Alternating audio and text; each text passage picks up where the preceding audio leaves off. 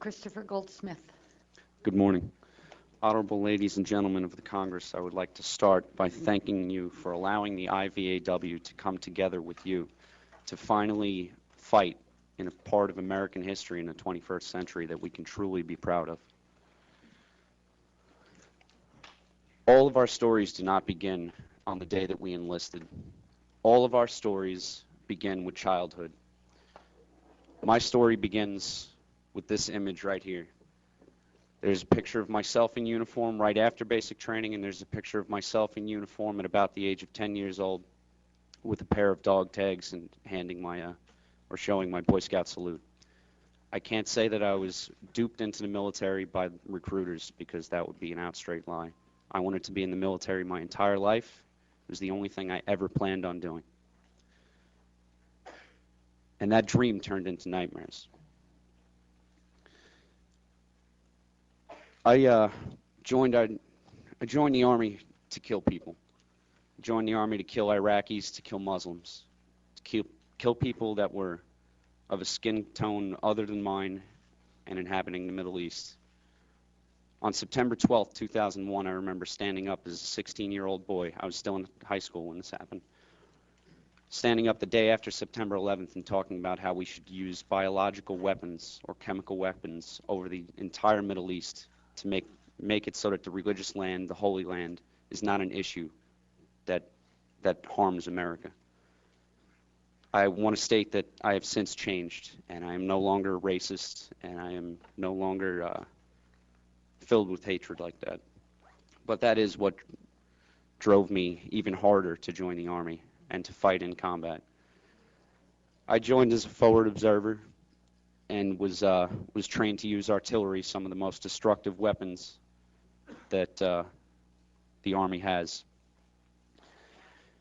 Though when I deployed to Iraq in 2005, I was not authorized artillery because we had drawn a truce with Muqtada al-Sadr, leader of the Mahdi militia, and the prophet to some across all of Iraq, especially those in Sadr City. Begin with the first slide, please. I took this photograph, as was my job, because I wasn't authorized artillery. That blue Arabic graffiti right there is on the side of a school somewhere in Sadr City. And I didn't know until 3 days ago, when I had a good friend of mine who is Iraqi translate it for me. But in 2005, an Iraqi in Sadr City spray painted that, and it translates directly to "Welcome America to the Second Vietnam." Vietnam and Iraq have not been compared only by members of Iraq Veterans Against the War and Vietnam Veterans Against the War. It is being compared to by the very people of Iraq that Americans think are too ignorant to realize what's going on in the world. These are smart, educated people that are dying every day. Go to the next slide, please. Underneath the black spray paint is red spray paint. It's written in English, not spelled very well, but obviously from the hand of an Iraqi, and it says, "The U.S. and the U.S. and Alawi are terrorment," meaning terrorists. That is the feeling of the people in Sadr City. They feel they have been let down by America and by their own government that George Bush's administration put in power. Before I go on, I want to say that I do not blame you as Congress members for not ending the war, as many Americans do. I do not blame the President for not ending the war. I blame the people of America and their apathy, because you are responsible to follow what they say. And they have not done a good enough job to convince the rest of your peers, mainly Republicans, to fight to bring our troops home and save lives in both America and Iraq. Next slide. The violence was very low due to this ceasefire with Muqtada al-Sadr. So, next slide, please. So, our primary mission was supposed humanitarian aid. Humanitarian aid, though, became trumped by presence patrols. This I go into further detail with my written testimony that I've submitted. And Presence Patrols, what they do is ensure that the populace knows that there is an armed and dangerous army or Marines, there's military patrolling their streets every day, and that we're not going to let up. It's basically fear tactics to create compliance among civilians. The humanitarian aid that we did was once a week. We would, on average, once a week or 3 times a month on Sundays, my platoon would be assigned to escort pump trucks, such as these, to clear the sewers of Sadr City. And what this really was, next slide, please. What this really was sucking up a puddle of sewage, which would quickly be refilled, often within hours or even minutes, just to make it appear in our photographs that we would submit to intelligence, that I would submit to intelligence, that would be submitted to those of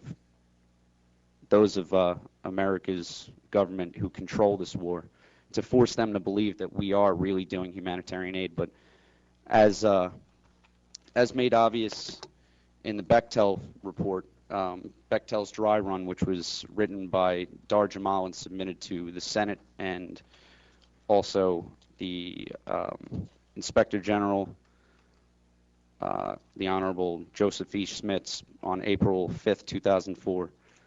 The state of the city is in dire need of repair. And in an article that by the humanitarian coordinator of the Office of the Coordination of Humanitarian Affairs, OSHA, dated 15 April 2008, under water and sewage, says the lack of potable water is critical because armored vehicles have torn up the road, exposing drinking water pipes to raw sewage.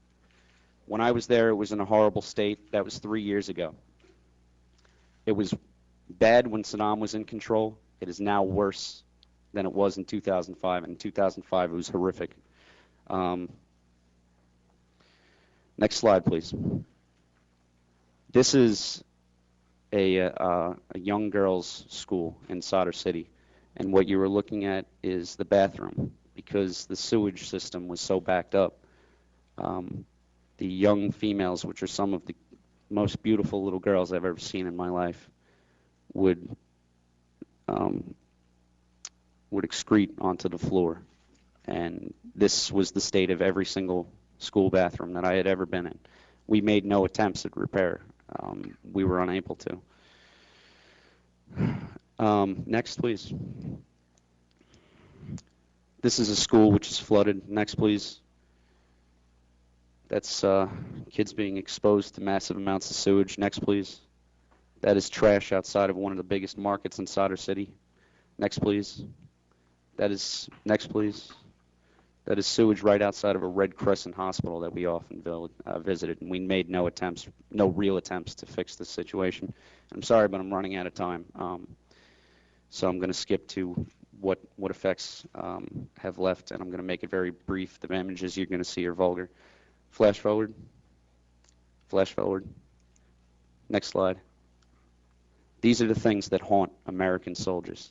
This is an image I was forced to take for intelligence reasons. I was told that I was taking this picture to identify this man. No one in the world can identify that man by that photograph. Next slide. I was stop-lost. My one hope and dream in the military was to go to college after I went through Iraq. I was stop-lost the same week that I was supposed to get out of the Army for an 18-month deployment. This man went through the same stop-loss as I. He almost lost his right leg, and the only reason he didn't is because in Germany, where they were going to cut it off, they messed up his paperwork and flew him home. He's now able to walk, but they were going to cut his leg off as a quick fix, and that is what they're doing in the hospitals in Germany to who knows how many hundreds of American veterans. Since I have returned, I attempted suicide. I never deployed a second time. And because of that, I received a general discharge. And I lost my college benefits. The $40,000 promised to me in the Montgomery GI Bill, I will not be eligible to receive. And currently, there's a senator in Congress running for president, in the Senate, who is fighting to kill our Carl Webb GI Bill. and I'm one of the soldiers who will never get that money. So I would urge you to read my report, distribute it among your peers, as I show very accurately that what's going on in Sadr City is horrific, and that veterans are not being taken care of after they return home. Thank you very much.